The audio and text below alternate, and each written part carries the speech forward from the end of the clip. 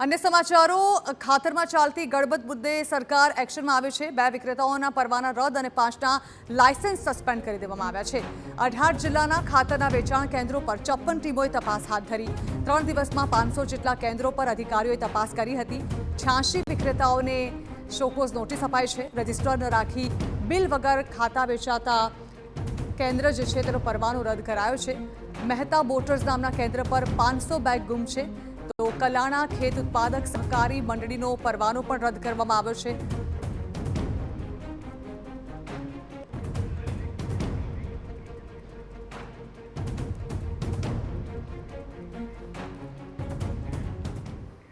तो આ અંગે વાત કરવા માટે ફરી એકવાર અમારા પોલિટિકલ એડિટર કિંજલ મિશ્રા અમારી સાથે જોડાઈ રહ્યા છે। કિંજલ, ખાતર મુદ્દે ચાલતી ગડબડને લઈને હવે સરકારે કાર્યવાહી શરૂ કરી છે। જાણવા માંગીશું શું કાર્યવાહી કરવામાં આવી છે હાલ?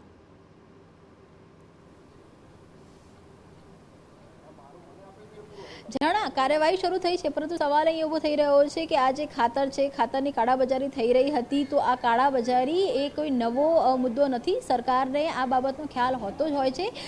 પ્રોબ્લેમ ત્યારે ઊભી થતી હોય છે કે જ્યારે આ જે યુરિયા ખાતરની વાત કરવામાં આવે તો ઔદ્યોગિક એકમોમાં આ પ્રકારના જે ખાતર છે તેનો ઉપયોગ થતો હોય છે અને જ્યાં પરવાનગી નથી હોતી, પરંતુ ઘણી બધી વખત એવું થતું હોય છે કે સરકારના મળતિયાઓ દ્વારા આ જે ખાતર છે તેને ઔદ્યોગિક સેન્ટરોની અંદર આપવામાં આવતા હોય છે અને એવા સમયમાં ખાતરની અછત ઊભી થતી હોય છે। આ કાળાબજારી એ પ્રકારે થતી હોય છે। આપ જુઓ કે દર વખતે જેમ આ વખતે પણ જે પણ લાયસન્સ જેની પાસે હતા, જે 2 વિક્રેતાઓ છે તેમના લાયસન્સ રદ કરવામાં આવ્યા છે અને 5 જેટલા જે લાયસન્સ છે તે સસ્પેન્ડ કરવામાં આવ્યા છે।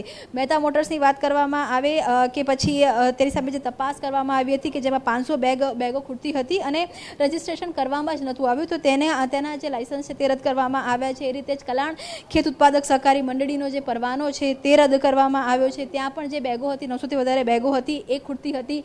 હળવદ ભવાની ફાઉન્ડેશનની વાત કરવામાં આવે કે પછી સાયલાની ધરતી સેવા મંડળની વાત કરવામાં આવે કે પછી ગોંડલની વાત કરવામાં આવે, આ તમામ જગ્યાના જે પરવાના હતા તે રદ કરવામાં આવ્યા હતા અને છેલ્લા 3 દિવસમાં માનો કે અંદાજે 500 જેટલા જે કેન્દ્રો હતા ત્યાં અધિકારીઓની અલગ અલગ ટીમ હતી તે મોકલવામાં આવી હતી અને 18 જેટલા જે જિલ્લાઓ હતા ત્યાં ખાતર વિતરણ થઈ રહ્યું હતું। તેના જે હોલસેલ કેન્દ્રો પર તપાસ હતી તે કરવામાં આવી હતી। સરકાર જ્યારે ખાતરની અછતના દ્રશ્યો TV9 દ્વારા બતાવવામાં આવ્યા હતા, ગઈકાલે તાપીના દ્રશ્યો જુઓ, અલગ અલગ સૌરાષ્ટ્રના દ્રશ્યો જુઓ, ત્યારે સરકાર એવું કહેતી હતી કે વિદેશથી આ ખાતર આવતું હોય છે અને તેના કારણે પણ ખાતરની ક્યાંક ને ક્યાંક અછત છે તે થતી હોય છે। પરંતુ જે કાળાબજારી છે, તો ફરી એકવાર જાણા કાળાબજારીની અંદર જે નાની મંડળીઓ છે તેની સાથે જ જે અલગ અલગ ઉત્પાદકો છે તેમના ક્યાંક લાયસન્સ રદ કરવામાં આવ્યા છે, પરવાના સસ્પેન્ડ કરવામાં આવ્યા છે, પરંતુ આખરે ચેન કઈ હતી? જ્યારે પણ આ પ્રકારનું જે ખાતર હોય છે તે સરકારના અધિગત હોતું હોય છે,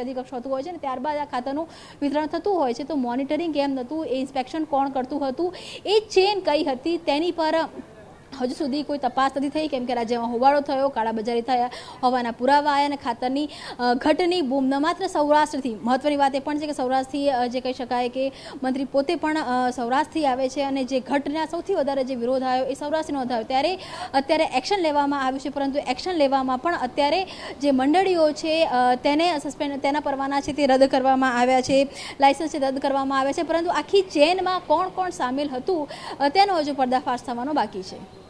जी बिल्कुल, आभार किंजल। तो हाल तो आ मुद्दे कार्यवाही કરવામાં આવી રહી છે, પરંતુ સવાલ એ પણ થઈ રહ્યો છે કે જ્યાં સુધી આ કાળાબજારી થઈ ત્યાં સુધી કોઈને કાનો કાન તેની ખબર સુદ્ધા ન પડી।